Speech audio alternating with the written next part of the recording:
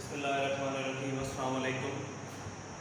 Structure of C program last lecture में मैंने पढ़ाया था, एक्सप्लेन किया था कि सी के प्रोग्राम बनाने की एक सीक्वेंस क्या है। और ये बड़ा इम्पोर्टेंट टॉपिक है क्योंकि बुक के आगे चैप्टर नंबर 10 से आप देखें जो भी प्रोग्राम्स हैं 80-100 के करीब अगर प्रोग्राम आते हैं इस पूरी बुक में, वो इसी स्ट्रक्चर को फॉलो करके बनाए गए हैं। पहले नंबर पे क्या लिखा जाएगा, डायरेक्टिव क्यों लिखा जाता है, उसमें हेडर फाइल्स शामिल की जाती हैं। फिर नेक्स्ट जो लेक्चर आ रहा है उसमें हम हेडर फाइल की भी एक्सप्लेनेशन पढ़ेंगे, ये क्या होती हैं, किस मकसद के लिए ऐड की जाती हैं। तो अब सी का प्रोग्राम स्ट्रक्चर तो हमने देख लिया कि पहले फिर डायरेक्टिव, फिर फंक्शन, फिर बॉडी की सारी स्टेटमेंट्स आती हैं।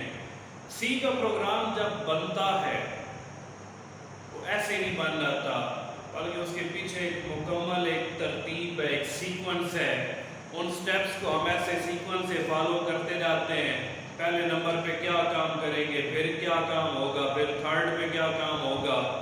तो वो एक सीक्वेंस बनी हुई है, उस सीक्वेंस को हम फॉलो करके सी का सक्सेसफुली हम प्रोग्राम बना सकते हैं। तो यहाँ पर मैं एक डायग्राम सी बना रहा हूँ उन स्टेप्स को समझाने के लिए कि सी का प्रोग्राम बनेगा कैसे, उसमें पहले नंबर पे क्या काम होगा, फिर क्या काम होगा। सबसे पहले create and edit the programme.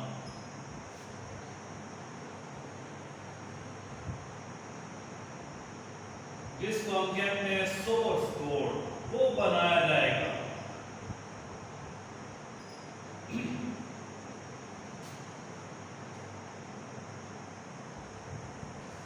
सबसे पहले सोर्स कोड बनाया जाएगा। अब एक क्वेश्चन ये भी है कि प्रोग्राम ऐसे ही नहीं बन जाते, प्रोग्राम प्रॉपर एक प्लानिंग से बनते हैं। इसके लिए 10th क्लास के जो स्टार्टिंग चैप्टर नंबर 1 के कुछ लेक्चर्स हैं, 2-3, उनमें बाकायदा मैंने प्रोग्राम्स बनाने की एक सीक्वेंस बताई है कि कोई भी प्रोग्राम बनाना है तो प्रोग्रामर एक तरतीब को फॉलो करते हैं। वो पहले 3 लेक्चर्स आपने उसके लाजमी वो सुन लेने हैं, 15-20 मिनट के होंगे। उससे आपको एक आइडिया होगा कि ये प्रोग्राम बनते कैसे हैं। ऐसे ही नहीं कि मुझे सर सफीद कहते हैं ये फलां सॉफ्टवेयर बना कर दें, मैं कंप्यूटर उठाऊंगा 10 मिनट में, बटन दबाए और बन गया। ऐसे ही बनते, एक प्रॉपर एक सीक्वेंस है। हमारा टॉपिक थोड़ा इससे हटकर है, लेकिन अगर वो आप 2-3 लेक्चर 10th के किसी ने पढ़े भी होंगे, अगर 10th में कंप्यूटर साइंस उन्होंने पढ़ी है तो प्रॉब्लम सॉल्विंग के हमने स्टेप्स पढ़े थे 9। पहले नंबर पे प्रॉब्लम को आइडेंटिफाई करते हैं, फिर रिक्वायरमेंट्स, फिर analyse the problem, design algorithm and draw flow chart, फिर राइट द प्रोग्राम कोडिंग। 6 नंबर पे test and debug the program, फिर इम्प्लीमेंटेशन आई, उसके बाद मेंटेन एंड अपडेट और एंड पे डॉक्यूमेंटेशन। ये उसके कुछ स्टेप्स हैं तो एक सीक्वेंस से परफॉर्म करें तो तब हम कोई भी प्रोग्राम, कोई भी सॉफ्टवेयर एक सक्सेसफुली डेवलप कर सकते हैं। तो यहाँ पर यह है कि सी लैंग्वेज के अंदर हमने जो कोडिंग करनी है वो कैसे करेंगे, फिर कंपाइल कैसे करेंगे, वो सारे स्टेप्स हमने यहाँ पर पढ़ने। तो अगर 2-3 लेक्चर्स आप सुन लें तो आपको सी लैंग्वेज की ये प्रोग्राम बनाने में थोड़ी बहुत हेल्प हो जाएगी और स्ट्रक्चर को समझने में। तो सबसे पहले नंबर पे create and edit the program. Program बनाया जाएगा, क्या चीज बनाई जाएगी, सोर्स कोड बनाया जाएगा। अब ये सोर्स कोड क्या है, सी लैंग्वेज में जो स्टेटमेंट्स हमने लिखी है, सी लैंग्वेज के अंदर जो हमने स्टेटमेंट सारी लिखी है वो सोर्स कोड कहलाएगा। वो कहाँ पर बनता है, टर्बो C++ का टॉपिक थोड़ा रिवाइंड करें तो उसमें मैंने बताया था कि जब टर्बो C++ की विंडो खुलती है तो उसमें एक एरिया आता है जिसपे डबल लाइन बॉर्डर है, एक हॉरिजॉन्टल बार ब्लिंक कर रही होती है।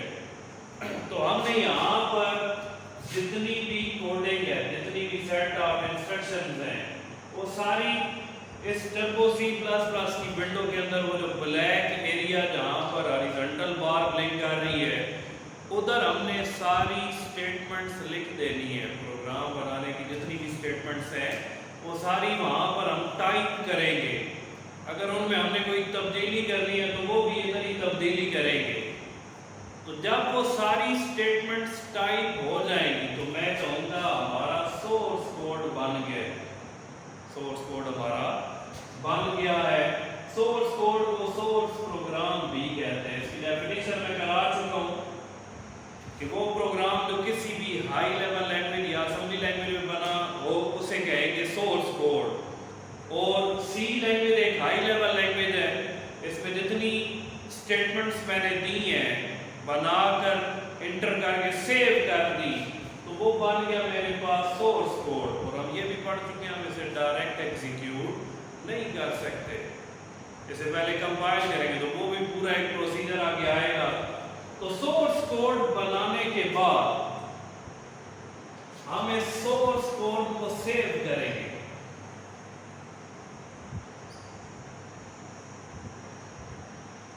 और जब ये सोर्स कोड सेव होगा, जब ये सोर्स कोड सेव होगा, इसका फायदा क्यों सेव किया हमने? हार्ड डिस्क का टॉपिक आपने फर्स्ट ईयर में पढ़ा है और 9th में भी कि हार्ड डिस्क में हम डाटा को सेव क्यों करते हैं, ताकि हम फ्यूचर में बार बार उसको यूज कर सके, बार बार उसको यूज कर सके। अगर यहाँ पर सेव नहीं होता, अगर यहाँ पर सेव नहीं होता तो अगर कोडिंग में बाद में कोई प्रॉब्लम आ जाता है, हमने ये सेव ही नहीं की है, हो सकता है आउटपुट तो जनरेट हो गया लेकिन बाद में इसमें कोई चेंजिंग करनी पड़ जाए तो हमारे पास ये कोड्स मौजूद नहीं होंगे, ये सेट ऑफ इंस्ट्रक्शंस मौजूद नहीं होंगी। तो सेव हम क्यों करते हैं? ताकि फ्यूचर में बार बार हम इसे इस्तेमाल कर सकें। तो जब सेव करेंगे तो किस एक्सटेंशन के साथ सेव होगा? .c के साथ। .c के साथ। C में प्रोग्राम जब बनते हैं उनकी जो सोर्स कोड की एक्सटेंशन होती है वो .c होती है। टर्बो C++ में अगर हम इसको बनाकर सेव करते हैं तो उसकी जो एक्सटेंशन है वो .cpp है। एक्सटेंशन क्या होती है? जो फाइल के नाम के साथ कुछ शॉर्ट वर्ड होते हैं, डॉट के बाद जो बता रहे होते हैं कि किस नेचर की फाइल है, जो सॉफ्टवेयर किस सॉफ्टवेयर में ओपन होगी। जिस तरह .doc है तो वो कंप्यूटर को भी बता रही है कि इसे MS वर्ड के अंदर ओपन करना है, ये एक डॉक्यूमेंट फाइल है। और बगैर उसे ओपन करें हमें भी पता चल रहा है कि ये कोई डॉक्यूमेंट फाइल है। किसी फाइल के नाम के बाद अगर लिखा हुआ है .mp3 तो फौरन मेरा एक ज़हन चला जाएगा कि ये जो भी फाइल है इसके अंदर जो कुछ भी है वो ऑडियो फॉर्म में है। इसी तरह जब हम पहले सोर्स कोड बनाते हैं, सोर्स फाइल बनाते हैं, वो बनाकर सेव करेंगे किस एक्सटेंशन से? .c। और टर्बो C++ क्योंकि हम यूज कर रहे हैं तो वो .cpp एक्सटेंशन से उसको सेव करेगा। फॉर एग्जांपल इसका फाइल का नाम बनाकर अगर हमने दिया abc तो फाइल नेम आ जाएगा। डॉट के बाद अगर c लिखा हुआ है तो इसका मतलब ये फाइल अभी सोर्स कोड है, अभी सोर्स। अब सोर्स कोड बन गया, इससे हम कंप्यूटर पे डायरेक्ट चला नहीं सकते। क्यों नहीं चला सकते? इसमें वो सारी इंग्लिश वाली स्टेटमेंट्स हैं, इसमें सारे सिंबल हैं। कंप्यूटर को ये सिंबल समझ नहीं आते कि ये क्या है, इसका क्या मतलब है। तो फिर हमने क्या करना है? इसे ट्रांसलेट करना है मशीन लैंग्वेज में 0 and 1 में, ताकि कंप्यूटर को भी समझ आ जाए। तो फिर हम इस स्टेप में यहाँ पर सेव करने के बाद कंपाइल करेंगे।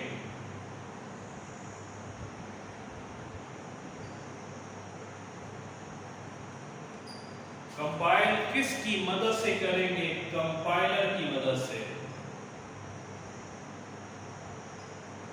और कंपाइलर किसका हिस्सा है? टर्बो C++ का। ये अलग-अलग हमें सारी चीजें नहीं ऐड करनी पड़ेगी, बल्कि ये सारे कंपाइल करने के, सेव करने के ऑप्शन टर्बो C++ के अंदर ही होते हैं। हम इसे कंपाइल करेंगे। कंपाइल करने का मतलब इस सोर्स कोड को ट्रांसलेट करेंगे किस में? ऑब्जेक्ट कोड में, 0 and 1 में। कंपाइल करेगा कौन? टर्बो सी प्लस प्लस करेगा। तो कंपाइलेशन के दौरान एरर्स भी आ सकते हैं। तो अगर हमने कंपाइल किया, कंपाइलेशन में फेलियर आ गया, कंपाइलेशन सक्सेसफुल नहीं हुई, कोई एरर आ गया, कोई गलती हुई है कोडिंग में, तो एरर को वो डिस्प्ले कर देगा। कंपाइलेशन सक्सेसफुल नहीं हुई, फेलियर आया, तो वो एरर लिस्ट दिखाएगा।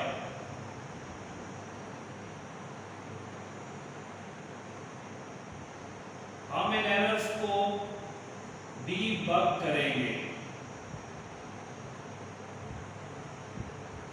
एरर लिस्ट जब सामने आएगी, हम इन एरर्स को डीबग करेंगे। अब डीबगिंग क्या है? बग कहते हैं एरर्स को, BUG बग, बग एरर्स को कहते हैं। इन एरर्स को ढूंढकर रिमूव करने के अमल को डीबगिंग कहते हैं। The process of detecting and removing errors from program is called debugging. वो अमल जिसमें प्रोग्राम के अंदर से एरर्स को डिटेक्ट किया जाता है और डिटेक्ट करने के बाद उन्हें रिमूव किया जाता है, ये अमल डीबगिंग कहलाएगा। डीबगिंग, तो डीबग करेंगे तो एरर्स खत्म हो गए, फिर दोबारा कंपाइल करेंगे। डीबग करने के बाद हम दोबारा कंपाइल करेंगे, क्योंकि एरर्स को हमने रिमूव कर दिए। तो डीबग करने के बाद हम दोबारा कंपाइल करेंगे, सारे एरर्स रिमूव हो गए। तो यहां पर कंपाइलेशन अगर सक्सेसफुल होती है, तो जब सोर्स कोड कन्वर्ट होता है, 0-1 में कंपाइल होता है, ट्रांसलेट होता है, तो ऑब्जेक्ट कोड बन जाता है। तो कंपाइलेशन अगर सक्सेसफुल हुई तो आउटपुट हमारे पास आएगी, ऑब्जेक्ट कोड बन गया। और ऑब्जेक्ट कोड में जो फाइल कन्वर्ट होगी वो किस एक्सटेंशन के साथ से होती है? .obj। सोर्स फाइल की एक्सटेंशन है .c या .cpp। Object file, object code की एक्सटेंशन होगी .obj। ऑब्जेक्ट फाइल भी एक नाम के साथ सेव होती है।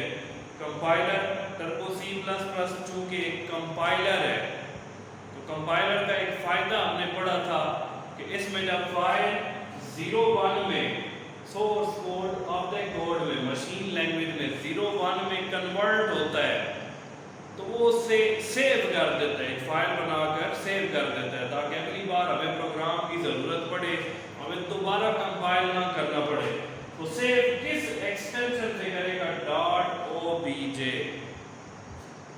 अब कोडिंग बिल्कुल क्लियर कट, बिल्कुल हमसे ठीक हो गई, सेव भी हमने कर लिया, फिर ट्रांसलेशन भी सक्सेसफुल हो गई, ऑब्जेक्ट फाइल बन गई, 0-1 में कोड बन गए। अब हमारे पास सारी कहानी आ चुकी है, जो बात हमने कंप्यूटर को समझानी है उसकी लैंग्वेज में हम उसे कन्वर्ट कर चुके हैं। तो ऑब्जेक्ट कोड बनाने के बाद फिर की जाती है लिंकिंग। ऑब्जेक्ट कोड बनाने के बाद लिंकिंग होगी। लिंकिंग क्या होती है? Linking is a process of adding object file with library file. Linking करेगा कौन? लिंकर करेगा। लिंकिंग कौन करेगा? लिंकर करेगा। और लिंकिंग के अंदर क्या होता है? ऑब्जेक्ट फाइल, ये जो ऑब्जेक्ट कोड बने इसको लिंक किया जाता है किसके साथ? लाइब्रेरी फाइल्स के साथ। ऑब्जेक्ट फाइल को लिंक किया जाता है, जोड़ा जाता है किसके साथ? लाइब्रेरी फाइल के साथ। लाइब्रेरी में इसके बिल्ट इन बहुत सारे मतलब लेटर फाइल में उनके मीनिंग वगैरह सेव होते हैं। ऑब्जेक्ट फाइल को लिंक क्यों किया जाता है? लिंक करना जरूरी ये है कि जो चीजें हमने कोडिंग के अंदर इस्तेमाल की उनका मीनिंग इसके अंदर लाइब्रेरी फाइल में बड़ा होता है। तो यहाँ पर जो ऑब्जेक्ट कोड हमने बनाया उसे लाइब्रेरी फाइल के साथ लिंक किया जाता है। इस अमल को लिंकिंग कहते हैं। और ये लिंकिंग करता कौन है? लिंकर। और linker is also part of turbo C++।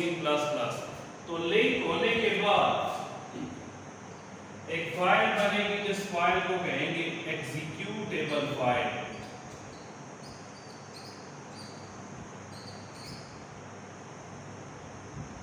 Executable it means अब ये इस फॉर्म में आ चुकी है जिसे एग्जीक्यूट किया जा सकता है, चलाया जा सकता है। तो जब फाइल लिंक होने के बाद एग्जीक्यूटेबल बनेगी तो इसकी एक्सटेंशन होगी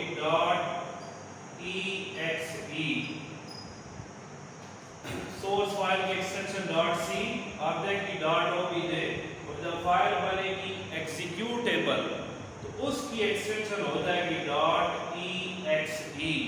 एग्जीक्यूटेबल फाइल है, अब हम प्रोग्राम को चला सकते हैं। ये फाइल जो बन गई है इससे हम प्रोग्राम को चला सकते हैं। लेकिन चलाने के लिए हमने पढ़ा हुआ है कि कोई भी प्रोग्राम चलने से पहले, कोई भी प्रोग्राम चलने से पहले मेन मेमोरी में लोड होगा फिर चलेगा। तो लोड कौन करेगा? Loader. Loader is also part of C++। जब एग्जीक्यूटेबल फाइल बन गई तो फिर यहाँ पर लोडर काम आएगा। लोडर का काम क्या है?